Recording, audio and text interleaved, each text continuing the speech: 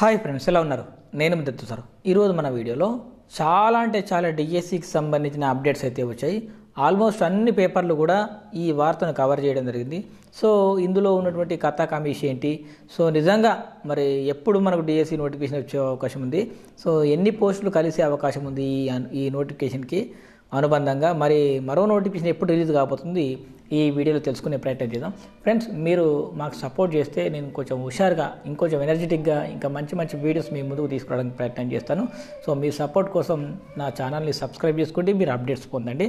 So మీలో ఎవరైనా online టెస్టులు రాయాలనుకుంటే, school assistant Telugu, school assistant social, ఎస్జిటికి సంబంధించిన ఆన్లైన్ టెస్టులు రాయాలనుకుంటే మన ఛానల్లో అందుబాటులో ఉన్నాయి. ఒకవేళ మీరు కనుక ఇంట్రెస్ట్ ఉంటే డిస్క్రిప్షన్లో లింక్ ఉంది, వాట్సాప్ అది గ్రూప్ ఉంది.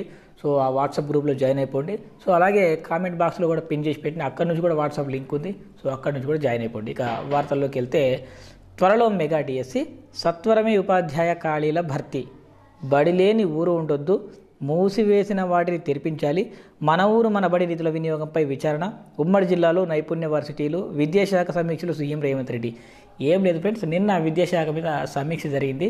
గతంలో ఒక 3-4 రోజుల క్రితం కూడా మరి బుర్రా వెంకటేశం గారు ఏం చెప్పడం జరిగిందంటే, విద్యాశాఖ మీద త్వరలో సమీక్ష ఉంటుందన్నారు. కానీ సో అది ఇంత తొందరగా ఉంటుందని ఎవరు అనుకోలేదు. జనవరి 11కు అన్నారు కాబట్టి జనవరి దాకా వెళ్తుందేమో అనుకున్నారు. సో తొందరగానే నిన్ననే మరి ముఖ్యమంత్రి గారు వెంటనే నిర్ణయం తీసుకొని మరి దీనికి సంబంధించినటువంటి అనేక నిర్ణయాలు చెప్పడం జరిగింది. సో ప్రతి పంచాయతీలో సర్కారు బడి ఉండాలన్నట్లు వాళ్ళు చెప్పడం జరిగింది. ప్రతి గ్రామ పంచాయతీలో గవర్నమెంట్ స్కూల్ ఉండాలి. ఒకవేళ మూసివేసినవి ఉంటే కూడా వాటిని తెరిపించాలి. పిల్లలు తక్కువన్నా ఎక్కువన్నా కంపల్సరీ అక్కడ విద్యార్థుల నిష్పత్తికి అనుగుణంగా టీచర్లు కంపల్సరీ ఉండాలని చెప్పేసి నేను చెప్పడం జరిగింది. సో దానికి అనుగుణంగా తగిన చర్యలు చేపట్టండి. సో కొంతమంది ఏమనుకుంటున్నారంటే, మనకు డిఎస్సికి సంబంధించి ప్రమోషన్లు కానీ ట్రాన్స్ఫర్లు కానీ వీటి అడ్డంకి ఉందంటున్నారు. కానీ దానికి సెపరేట్గా కంప్లీట్ చేసుకోండి, దీన్ని సెపరేట్గా కంప్లీట్ చేద్దాం సో అని చెప్పేసి మనకు తెలిపినట్లు ఒక వార్త అయితే వస్తుంది. ఇక త్వరలో మెగా డిఎస్సి టీచర్ల ప్రమోషన్ల బదిలీలోకి తేల్చండి అంటే దీన్ని తేల్చుతూనే సో ఇక్కడ డిఎస్సి భర్తీకి తగిన చర్యలు తీసుకోండి అని చెప్పేసి ఫుల్ క్లారిటీగా ఇవ్వడం జరిగింది.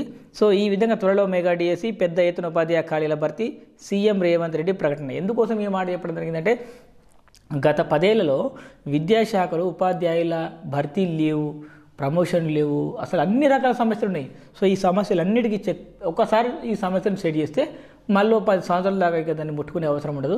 సో అందుకోసం ఒక టీచర్ల భర్తీ ప్రక్రియ తప్ప వేరే ఏ పనులు ఉండద్దు.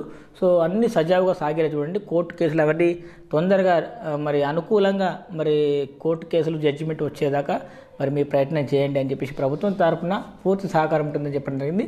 ఇక ఎట్లాగో 5089 డిఎస్సి పోస్టులు సరిపోవు కాబట్టి దీనికి మరో 7000 టీచర్ కొలువులు మరి యాడ్ చేద్దామని చెప్పి అంటున్నారు. సో ఇవి 5000, ఇవి ఒక 7000, సుమారు మనం అనుకున్నాము 9800 పోస్టులతో నోటిఫికేషన్ వస్తుంది అని అనుకున్నాం. కానీ ఇప్పుడు 12000 మాట అంటున్నారు. ఇది సీఎం చెప్పడం జరిగింది స్వయంగా. సో ఈ విధంగా గత డిఎస్సిలో 5089 పోస్టులు ఉంటే సో దానికి ఇంకో 7000 కలిపి అనుబంధ నోటిఫికేషన్తో మెగా డిఎస్సి మరి వేయాలని చెప్పి సీఎం రేవంత్ ఆదేశంతో అధికారులు కసరత్తు చేస్తున్నారు. ఇప్పటికే దరఖాస్తు చేసిన వారితో పాటు కొత్త వారికి ఛాన్స్, సిలబస్ మారుస్తారా లేదా అన్న దానిపై సస్పెన్స్. అయితే మళ్ళీ ఇంకొకసారి రివ్యూ చేసి సిలబస్పై నిర్ణయం తీసుకుంటారంట.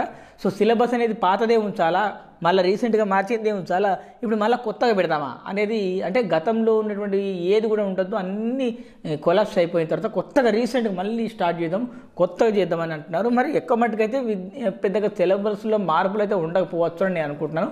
ఒకవేళ గైడ్లైన్స్లో మార్పులు వస్తాయి, ఇంకేమన్నా రూల్స్ అండ్ రెగ్యులేషన్స్లో మార్పులు వస్తాయి, కానీ సో సిలబస్లో మార్పులు వస్తాయని నేను అనుకోవట్లేదు. ఒకవేళ వచ్చినా ఒక 10%, 20% మార్పులు అయితే వస్తాయి. సో ఇప్పటికే గురుకుల మెథడాలజీ తీసుకొచ్చి మరి తెలుగు వాళ్ళకైతే గురుకుల మెథడ్ తీసుకొచ్చి డిఎస్సికి తగిలించడం జరిగింది. సో ఇట్లా కొన్ని ఉన్నాయి మారినాయి. సో మరి వాటిని అలాగే కొనసాగిస్తారా, మరి ఏం చేస్తారనేది ఇప్పుడు చూడాల్సింది. సో ఇట్లా టీచర్ల భర్తీకి మరి మెగా డిఎస్సి వేయాలని చెప్పేసి, మళ్ళీ దాంతోపాటు జిల్లాకు ఒక స్కిల్ యూనివర్సిటీని ఏర్పాటు చేయాలని చెప్పేసి, సో ఇట్లా అనేక అంశాల మీద మరి ముఖ్యమంత్రి గారు మాట్లాడడం జరిగింది. బడి లేని ఊరు ఉండొద్దు, విద్యార్థులు లేరనే నెపంతో మూసేసిన పాఠశాలలు తిరిగి తెరవాలి, మెగా డిఎస్సి ద్వారా ఉపాధ్యాయ పోస్టుల భర్తీకి చర్యలు. ఏవైతే తాండాలు ఉంటాయో, చిన్న గ్రామ పంచాయతీలు ఉంటాయో, చిన్న విలేజ్లు ఉంటాయో, హ్యాబిటేషన్స్ ఉంటాయో, వాటన్నిటిలో కూడా ఖచ్చితంగా స్కూళ్ళు ఓపెన్ చేయండి. మూసేసిన స్కూళ్ళను ఓపెన్ చేస్తే ఆటోమేటిక్గా పోస్టులు పెరుగుతాయి. సో పోస్టులు పెరిగితే ఆటోమేటిక్గా డిఎస్సిలో కూడా మరి ఎక్కువ పోస్టులతో భర్తీ చేస్తే నిరుద్యోగుల నుంచి కూడా అసంతృప్తి తొలగించవచ్చు. పాఠశాల విద్యను కూడా బలోపేతం చేయొచ్చు. సో ఇవన్నీ నిర్ణయాలతో మరి ముఖ్యమంత్రి గారు ఇలాంటి నిర్ణయం తీసుకోవడం జరిగింది. మిత్రులారా, మీలో ఎవరైనా ఆన్లైన్ టెస్టులు రాయాలనుకుంటే మన ఛానల్లో అందుబాటులో ఉన్నాయి. సో మీకు ఇంట్రెస్ట్ ఉంటే వాట్సాప్ గ్రూప్లో జాయిన్ అవ్వండి. So school assistant Telugu, social, ఎడ్జిటికి సంబంధించిన ఆన్లైన్ టెస్టులు ఉన్నాయి. సో మీరు జాయిన్ అవ్వండి. ఇంకా పూర్తి సమగ్ర సమాచారంతో నేను మరో వీడియోతో ఈరోజు మధ్యాహ్నం మీ ముందుకు వస్తాను.